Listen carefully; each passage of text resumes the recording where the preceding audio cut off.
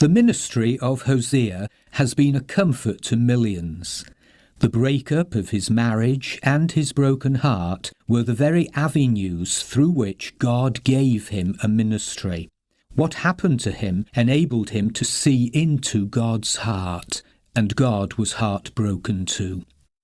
The Lord said to me, "Go, show your love to your wife again, though she is loved by another and is an adulteress. Love her as the Lord loves the Israelites, though they turn to other gods." Chapter 3, verse 1. Remember, Gomer has left Hosea for one of her paramours. She's a kept woman who'd made a fool of him, but he did not object to God's command by saying, "She's not worth it." He bought her back for 15 shekels of silver. She was shop-soiled, damaged goods. Did her other lover tire of her? Hosea told her, "You are to live with me. You must not be a prostitute or be intimate with any man, and I will live with you." Chapter 3, verse 1. What a remarkable man! What an amazing reaction! He refused to divorce her because he loved her. So too with God. His love was present even while his people were enmeshed in their idolatry and harlotry. The Lord had spoken so clearly in Deuteronomy 16, verses 21 and 22. "Do not set up any wooden Asherah pole beside the altar you build to the Lord your God, and do not erect a sacred stone, for these the Lord your God hates." But that's not what was happening. Chapter 3, verse 4 is a clear reflection of the present state of Israel, even in our day. They have rejected their king, their true priest after the order of Melchizedek, their Messiah, and are rejecting the sacrifice he offered. The short chapter 3 ends with a glimpse at the distant future. It says, "Afterwards, the Israelites will return and seek the Lord their God and David their king. They will come trembling to the Lord and to his blessings in the last days." Verse 5. Divine love is a force that knows no bounds. God still loves relentlessly. Chapter 4, to the end of the book, covers many years. It is Hosea's condensed ministry. The complaint of backsliding is directed to the nation as a whole from 735 BC onwards. These chapters reveal the ways of God. It's like a court of law, and God is prosecuting. The nation is guilty of all the sins in the book.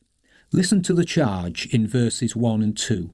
There is no faithfulness, no love, no acknowledgement of God in the land. There is only cursing, lying, and murder, stealing and adultery. They break all bounds, and bloodshed follows bloodshed. That is why the land is not productive. God holds the priesthood accountable.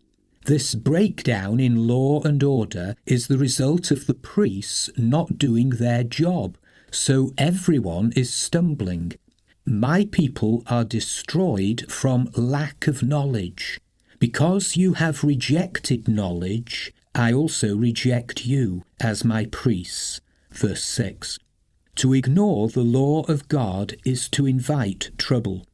The priests had so corrupted their religion that they relished wickedness because it meant more fresh meat to eat as sin offerings.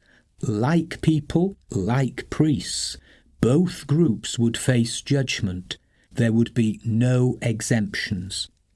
Just think of the courage of Hosea in confronting this intense struggle against the paganizing tendencies of his day. After a hard day opposing a bent priesthood, the thought of going home was not comforting. There he would face even more trauma, conflict, and grief. The fact is, Israel had been playing the harlot, flirting with false gods, and was guilty of spiritual wantonness. Food and sex have been their obsession. They will eat but not have enough. They will engage in prostitution but not increase, because they have deserted the Lord to give themselves to prostitution. Verse 10.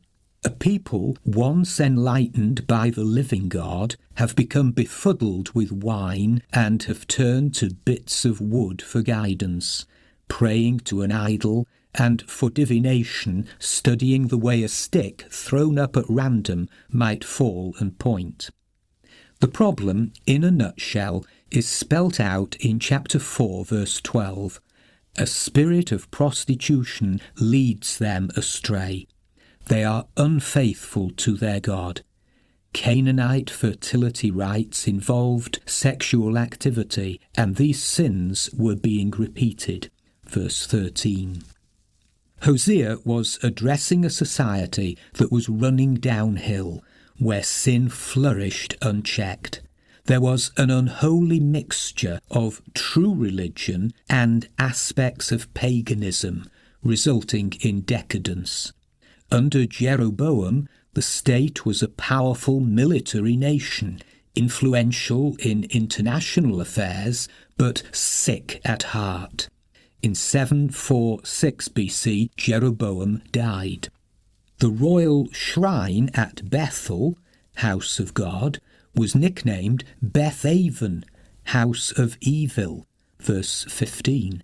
In the words of the Authorized Version, Israel slideth back as a backsliding heifer, verse 16.